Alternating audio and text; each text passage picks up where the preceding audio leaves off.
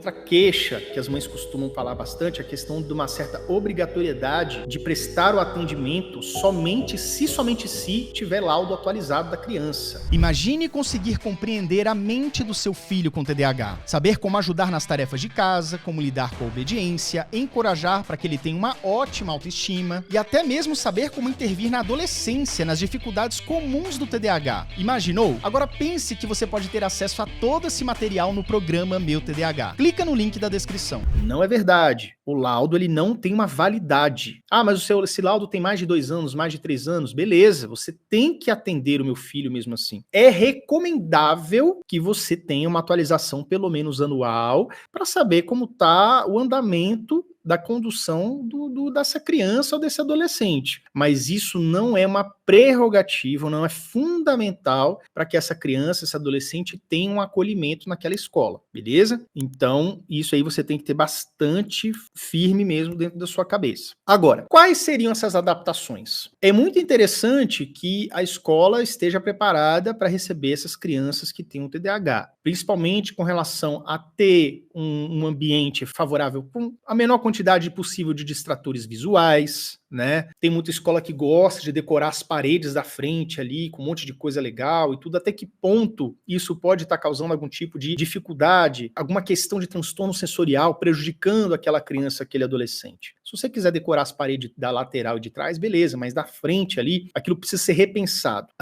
Outra coisa, para que sente na frente, próximo a uma carteira próxima do professor, para que o professor tenha um cuidado de tentar, na medida do possível, dar um pouco mais de atenção para aquela criança. Embora nós saibamos que não é uma obrigação da escola ter uma atenção exclusiva para aquela criança, porque isso não é possível e não está previsto em lei. Se a sua escola permitir, ótimo, isso é um bônus, mas não é previsto em lei, beleza? Vamos lá, com relação a avaliações, que eu acho que é uma das coisas que pegam aí, né, para os pais. E essa dica aí vai para os pais e para os professores também que estejam assistindo aqui e tenham interesse. Provas com consulta é uma delas. Eu fiz na Universidade de Brasília, a prova, inclusive, ela era um pouco mais difícil, mais elaborada, mas eu tinha acesso a ter consulta em algumas disciplinas. Já no final do curso, quando eu estava sob a tutela do PPNE, o acompanhamento do PPNE, que é um programa específico da Universidade de Brasília para atender pessoas, adolescentes, jovens, enfim, que têm algum tipo de dificuldade de aprendizagem. Então, eu participei desse programa, tá bom? Ou então, fazer prova numa sala separada, pode ser com consulta ou não. Quem vai definir isso? A escola? Não. A equipe interdisciplinar, tá bom? Pode ser feito também uma solução, acompanhamento do neuropedagogo, da psicopedagoga, tá? Ou seja, alguém que pode estar ali durante o período da prova, ajudando aquela criança para não se dispersar, perguntando para ela mais de uma vez, fulano, você tem certeza dessa resposta? Às vezes a criança no afã de querer terminar logo para ir jogar futebol, para ir pro recreio, porque já bateu o sinal, as crianças já estão saindo pro recreio, ela ainda está atrasada, ela quer concluir de uma vez com a afobação. E isso é um tiro no pé. Então, essa professora, esse profissional que vai estar ali fazendo um acompanhamento, pode ser alguém que vai, por exemplo, a criança entregou a prova, dá uma revisada. Se você vê que tem alguma coisa, um erro muito grotesco ali, que com certeza foi uma falta de atenção, chama a atenção do aluno e fala, ó, isso aqui acho que tá errado, vamos voltar aqui, vamos corrigir de novo? Coisas assim, tá? Até mesmo o ledor, se for necessário, a depender do caso. Tudo isso, a equipe interdisciplinar que vai dizer para a escola precisa acatar. Isso pode ser sanado com sala separada, mais acompanhamento. E também, de preferência, acompanhado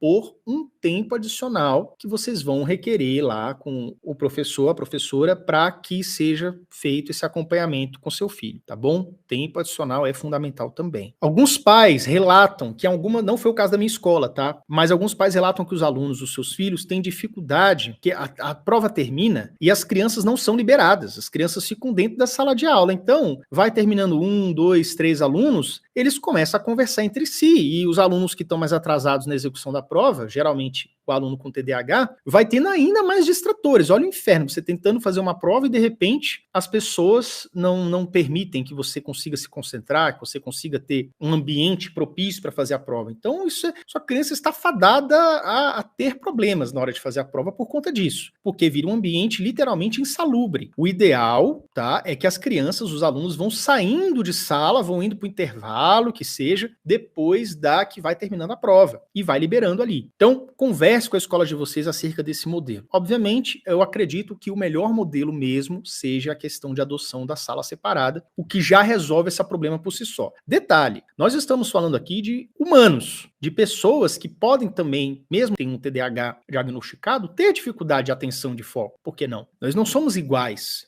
Então, mesmo que possa ter uma criança não laudada e que esteja na sala de aula, onde a prova vai terminando, os alunos vão ficando ali conversando com todo mundo, em vez de ser liberada para o pátio, alguma coisa assim, naturalmente isso vai prejudicar o pessoal que demora mais para fazer prova. Então, uma questão de respeito seria que isso fosse modificado na medida do possível, tá? Outra coisa, gente, a sala separada, ela tem que ser uma sala adequada, silenciada, num ambiente que seja o mínimo. Olha só, há uns anos atrás, não tinha nem saído essa lei ainda, tá? Eu tinha feito uns vídeos aqui no YouTube dando dicas sobre a questão da sala separada. E teve um aluno que virou pra mim, ele tinha 16 anos. Ele falou assim: Yuri, eu vim aqui te agradecer e também fazer uma queixa. Eu falei, como assim? Ele falou, te agradecer porque você me deu a dica lá, eu solicitei lá na escola e aí eu consegui ter a sala separada. Eu falei, que bom. E ele falou assim, a queixa, Yuri, é que é o seguinte: a escola me forneceu essa sala separada para que eu não ficasse ali junto com o pessoal fazendo barulho, fungando e tudo na hora da prova. Só que o que aconteceu? Colocaram o menino na sala separada e na sala separada tinha um fiscal, aqueles fiscais de colégio, de corredor. E aí o fiscal, enquanto o menino estava sozinho dentro da sala, o fiscal simplesmente ficou na porta da sala, porque tem que ficar mesmo para vigiar, né, para não ter cola, etc. Mas o fiscal ficou na porta de sala conversando com um outro fiscal que estava no corredor. E ele não parava. Ele falou assim, Yuri, eu fiquei 3 horas ali, das 3 horas ele ficou ali batendo papo aos risos com o pessoal lá no corredor. Gente, era melhor ter ficado com funga-funga da sala mesmo, né? Então, isso é uma coisa que vocês têm que se atentar. Vocês, pais, perguntem aos filhos que já estão sendo atendidos por sala separada. Filho, como é que tá sendo essa sala separada? Como é que tá sendo esse atendimento? Isso é um ponto que você tem que ver. E o outro ponto também é perguntar para a escola como é que tá sendo feito isso, né? Porque às vezes está acontecendo dessa forma e a criança fica tão constrangida de estar numa sala separada que ela não tem nem coragem de falar para os pais que a escola tá desrespeitando um direito dela. Outra coisa também é o seguinte: